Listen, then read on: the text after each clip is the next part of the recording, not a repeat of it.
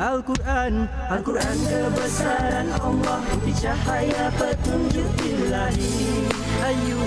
Ayuhlah hayati hikmah kalamullah, fahami kitab mulia yang indah. Dalam Adik dan Al-Quran.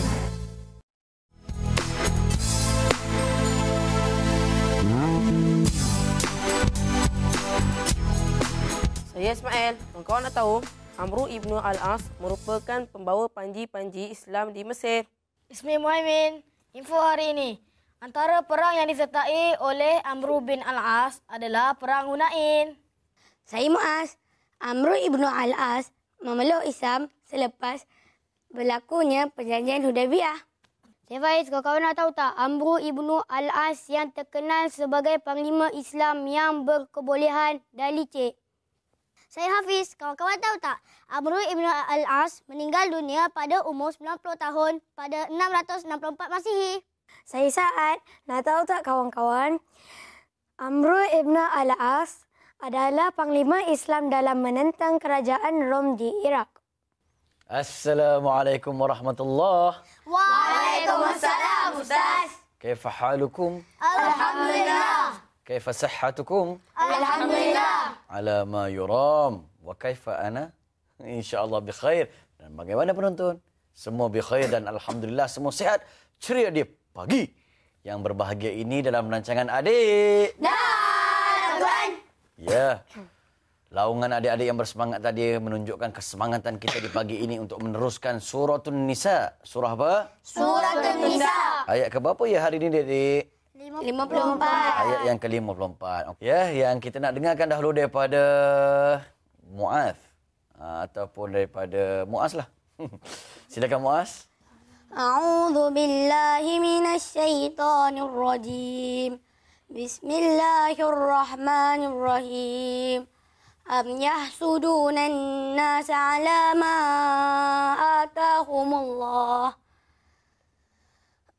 atahumullahu min fadlih. Faqad atayna ala Ibrahim al-kitaba wal hikmata wa atainahum mulkan 'azima. Ya.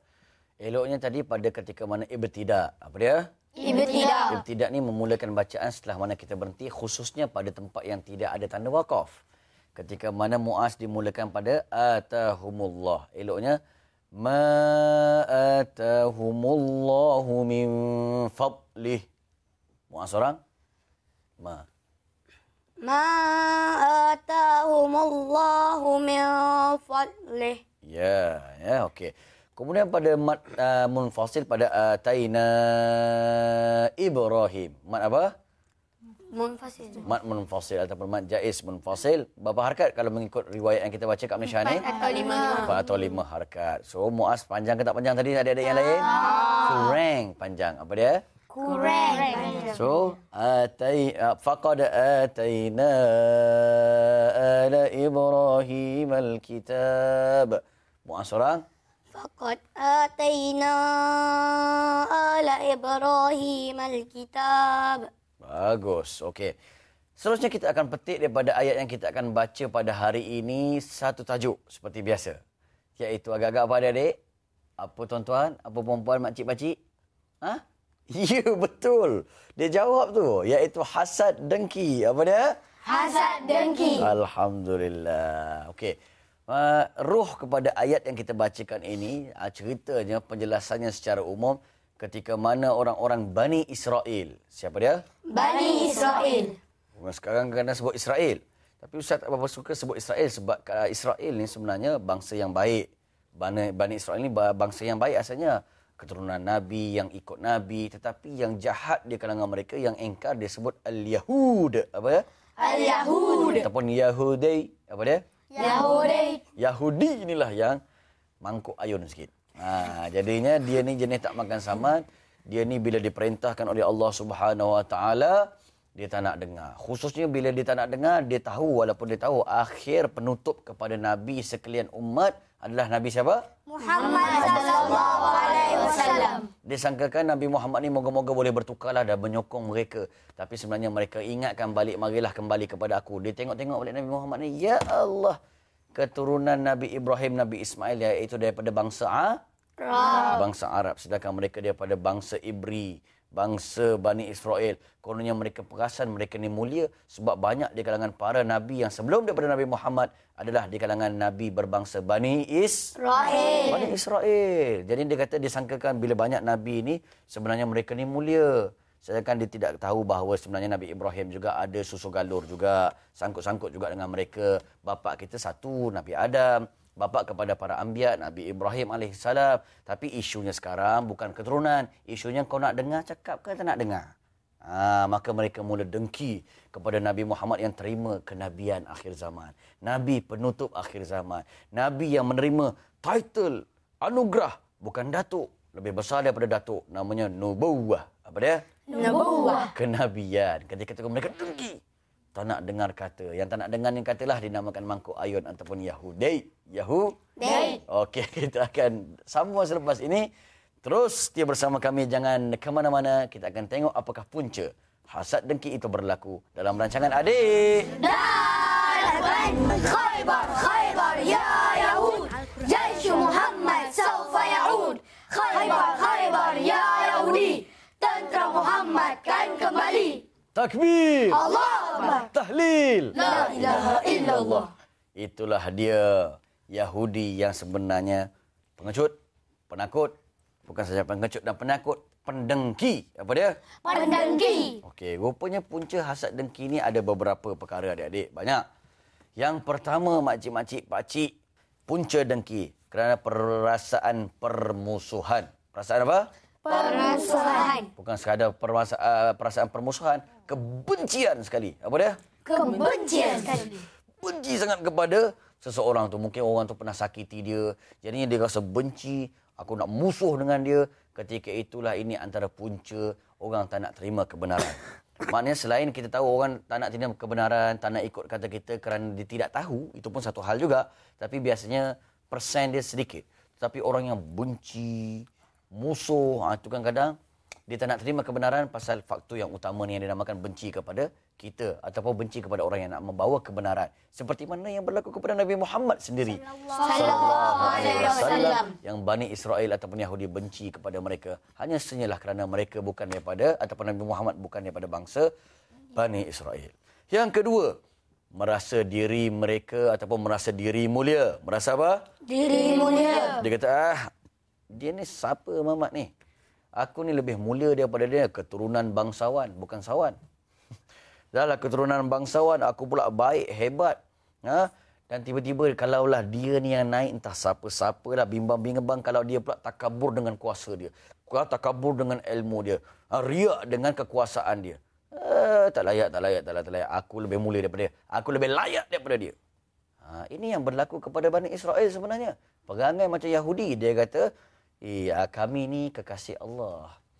Anak-anak kepada Allah. Ni siapa orang lain ni semua hina. Sampailah orang Yahudi kata, bermuamalah ataupun berurus niaga secara riba sesama mereka tak apa.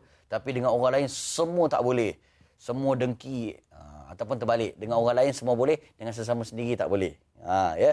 Begitu juga dianggap semua selain daripada Bani Israel dan Yahudi ini semuanya adalah anjing, binatang. Tetapi mereka ni mulia kononnya. Ya Allah. Orang yang jenis berperasaan begini, merasa diri mulia, mudah timbul perasaan dengki dan hasad di dalam diri dia. Yang ketiga. Yang keberapa? Yang ketiga, punca hasad dengki. Iaitu takut terlepas sesuatu tujuan ataupun habuan. Ataupun apa? Habuan. Ya. Ada projek ke, ada wang sejuta ke, ada duit banyak ke, ada ialah habuan-habuan keduniaan. Dia takut dia terlepas, orang lain dapat, sedangkan orang lain dapat tu cara yang betul. Cara yang apa? Betul. Ikut saluran, ikut skema dia, ikut dia punya ketetapan, dia dapat tiba-tiba dia dengki. Dinamakan tamannil zawalun ni'mah anil akharin. Mengharap-harapkan nikmat itu turun daripada orang lain. Itu maknanya dengki. Sedangkan nikmat tu siapa yang beri? Allah yang beri. Memanglah usaha dia, tapi usaha dia tu dia boleh berusaha untuk dapat tu kerana sihat. Sihat siapa yang beri? Allah. Ini pun ya Allah dosa besar adik-adik. Dosa kecil ke besar? Besar. Yang seterusnya, punca kepada hasad dengki, busuk hati. Apa dia? Busuk hati. Ketika mana cerita Abdul Wahib dan Abdul Wahub, arahan Tan Sri P. Ramlee kan, arwah ya. Dia kata apa? Ketika mana abang dia Abdul Wahab dan Abdul Wahib kan, bergaduh-gaduh nakkan habuan dunia lah. Kan, dia dah mulalah buat benda-benda yang bukan-bukan, tak nak hantar ayah dia ke hospital, sedangkan ayah dia memerlukan rawatan. Akhirnya dia berbahagi-bahagi harta. Yang Abdul Wahib, adik si bongsu, dapat paling kecil, paling sikit, paling ciput, kononnya sebab dia adik kecil. Maka P. Ramlee pun kata dalam rakunan tu, Abdul Wahib kata, ini tidak adil. Akhirnya abang dia bertegas juga, engkau ambil rumah buruk ni je lah, rumah peninggalan ayah. Kami semua harta-harta ni, semua abang-abang yang ambil. Akhirnya Abdul Wahub dia pun, terima kasih abang-abangku yang busuk hati. Nampak? Ini semua punca daripada busuk hati. Busuk hati, tamakkan dunia, nakkan ke semua benda itu. Maka inilah punca-punca yang berlaku hasad dan dengki. So bagaimana tuan-tuan, puan-puan, adik-adik, kita rujuk balik hati kita. Adakah hati kita suka sakit hati pada orang? Cintakan sangat dunia. Benci orang lain dapat nikmat. Maka cara untuk prevent dia, cara untuk cegah dia adalah dengan cara lawan balik apa yang kita nak tadi. Kalau sebagai contoh kita gilakan habuan dunia, kan? Ketika itu kita rasa tak apalah, kita seronok orang lain dapat nikmat dan bahagia orang lain dapat nikmat. Itulah kebahagiaan yang hakiki. Ketika mana kita rasa orang lain hina kan, dia seorang yang mulia, kita kena banyak pujikan dia pula. Banyak puji secara ikhlas, anggap diri dia lebih mulia. Kalau tengok budak kecil, ya Allah, tak banyak buat dosa. Kalau tengok orang tua, ya Allah, dia banyak ibadat berbanding aku yang mulia, aku yang muda. Ya Allah, ketika itu tak ada perasaan sombong dan seumpama dengannya. Ketika mana dia rasa benci pada seseorang, dia kenalah banyakkan bagi sedekah, dia banyak lagi bagi. Lawankan saja penyakit-penyakit tadi. Insya-Allah hasad dengki jauh daripada diri kita. Tasbih, Subhanallah, tahmid, Alhamdulillah, Allah bih. Naam. Dengar pesan Atuk selepas ini. Terus setia bersama kami dan adik-adik dalam rancangan Adik.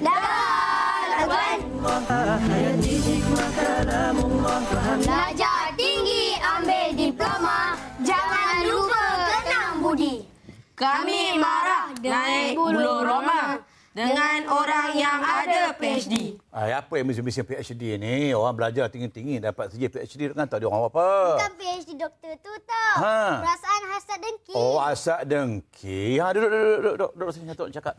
Hasad dengki. Bagus, alhamdulillah cucu Datuk. Terima kasih cucu Datuk dalam studio dan terima kasih kepada semua cucu Datuk yang setia di depan sana bersama kami dalam rancangan Adik.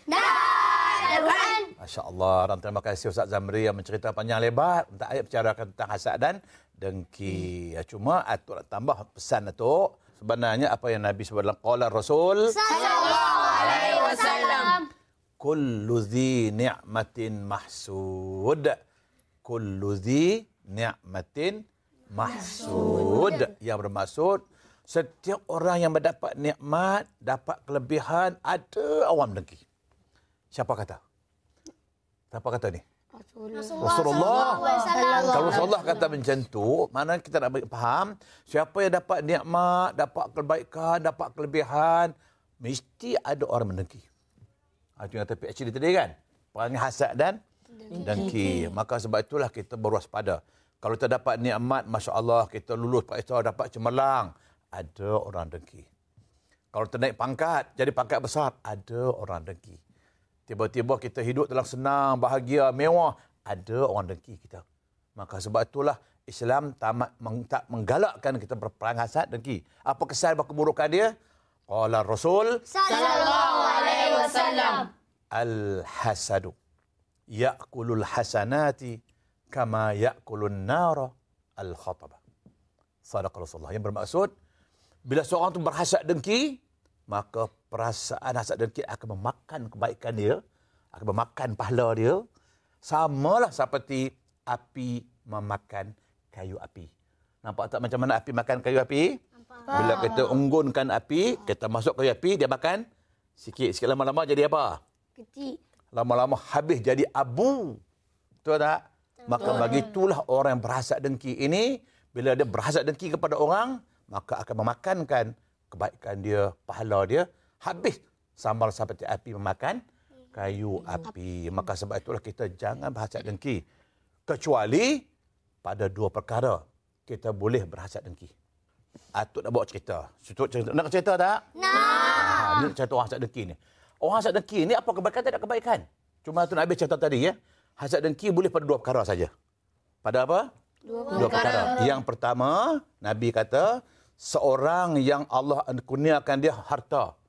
Harta dia banyak, kaya. Lalu dia guna harta dia infak. Belanja, sedekah, derma, tolong orang. Itu boleh terdengki. Kita dengki kalau aku juga, aku nak, aku kaya macam dia. Aku nak sedekah macam dia. Itu boleh. Yang itu? Boleh. Maknanya, rajulun atahullahul mal. Allah kurnia dia harta banyak. Kita dengki. Pasal apa? Dengki pasal dia belanja. Dia sedekah, dia tolong orang. Aku pun nak kaya macam dia. Kalau aku dapat, aku nak sedekah macam dia. Itu boleh. Satu. Yang kedua, kita dengki pada orang yang Allah anugerah dia kebolehan baca Quran, dia hafal Quran dan dia beramal mengikut Al-Quran. Ini dia dua benda yang boleh terhasad dengki. Lain, tak boleh. Sebab, bila mana itu berdengki pada orang, kesan dia, natijah dia, efek dia, Allahu Akbar. Ini Atuk cerita ni. Nak dengar cerita ya? Nak. Atuk dah buat cerita. Ceritanya, kisah 3 budak hitam. Cerita apa? 3 budak hitam. Ada pendengar cerita ni tak? Tak. Tak dengar? Tak. Oh, okey. Cerita 3 budak hitam. Hitam legam ni. Hitam metalik. Nampak mata ya, putih. Lain semua, hitam. Bila senyum, nampak gigi je. Hitam tak? Hitam. Kalau malam-malam, langsung apa tak nampak. Okey. 3 orang budak hitam berjalan di pantai. Dia berjalan. Dia nampak botol. Botol tertutup. Dia. Jadi dia pun siapa tengok botol. Botol apa ni? Maka dia pun ambil botol itu, dia buka. Dia buka botol tu. Dia buat apa? Dia buka botol tu. Keluarlah seekor jin. Rupanya jin tu terkurung dalam botol sekian lama, berabad-abad. Terkurung dalam apa? Botol. Faham tak? Jin pun ya, kamulah orang yang menyelamatkan aku. Aku terkurung dalam botol ini berabad-abad, berkurun-kurun. Oleh kerana aku berjasa kepada aku. Ya, mintalah apa yang kamu nak. Aku akan tunaikan. Tapi dengan syarat, jangan minta benda yang sama. Jangan minta benda yang sama. Jangan sama. Okey, apa kamu nak minta? Jadi budak pertama dia minta, wahai jin, kata dia. Kalau kamu tolong aku, akan minta satu saja. Apa dia? Minta supaya aku diputihkan. Ya. Dia tu pun putih. Ya. Jadilah baca Hafiz macam saat putih, masya-Allah ya. Jadi tadi hitam legam, metalik. Jangan jadi apa macam? Putih tak? Putih macam saat lah. Dia pun senyum dia putih ya. Alhamdulillah putih aku. Okey, kamu yang kedua nak apa? Ya, sekarang ni kita kata, okey, Hafiz dah ni dah putih dah. Okey, tanya lagi. Kamu nak apa? Yang kedua kata, aku pun nak putih juga. Tak boleh. Minta lain-lain, jangan sama. Tadi dia dah minta putih dah. Aku nak putih lagi. Dia nak putih melepak. Putih macam kapal. Jin pun, putih macam kapal. Putih sopak. Dia, lebih putih tak ada lagi dah. Habis lagi dah. Okey, orang yang ketiga nak apa? Dia tahu aku pun nak putih juga. Tak boleh. Minta yang lain. Ini dah dua putih dah. Ini dah melepak dah. Putih lagi mana? Ada lagi dah. Okey, minta yang lain. Tak, aku nak putih juga. Tak boleh, minta yang lain. Apa nak minta? Akhir beginilah. Kalau kamu tak bagi putih, akan minta. Minta apa? Nak minta dua-dua jin hitam balik. Jin tang. Jadi 3 hitam balik. Pasal apa? Pasal dengki. Itu apa hukum, apa yang akhirnya? Apa jadi natijahnya? 3 hitam balik. Apa tak dapat? Kalau lah seorang minta jadi kaya, apa salahnya? Betul tak? Tapi dia kena dengki orang jadi putih. Dia pun nak putih juga. Dia minta apa? Minta supaya yang duduk tadi hitam balik. Maka jin pun tang. Saat dia hitam balik, Hafiz pun jadi hitam balik. Maka walhasil balik hasil 3 budak hitam. Itu benar buruknya kalau orang berhasad dengki. Faham tak? Faham. Sebab itulah kita dalam Islam, jangan berhasad dengki. Sepatutnya kalau jiran kita, kawan kita, dia dapat benda baik, kita ucap tahniah. Jiran kita tengok, dia kata, mak kata dah Hai Saad, Hafiz, ayah aku beli kereta baru tu dia. Okey, kita pergi pakcik-pakcik, tahniah pakcik. Ya, tahniah pakcik. Okey, itu. Tadi tak ada berdengki. Kalau pergi orang pacak paku belakang tayar dia. Dia, apa ribut kena kau, siap kau. Itu berhasad. Okey, maka jangan berhasad. Okey, faham cerita 3 budak hitam tadi? Jangan jadi balik 3 budak hitam. Yang bertemu lagi di siri akan datang dalam rancangan Adik Dan Al-Quran. dan saya itu ma'assalamah. Waalaikumsalam. Assalamualaikum warahmatullahi wabarakatuh. Bertemu lagi. Bye.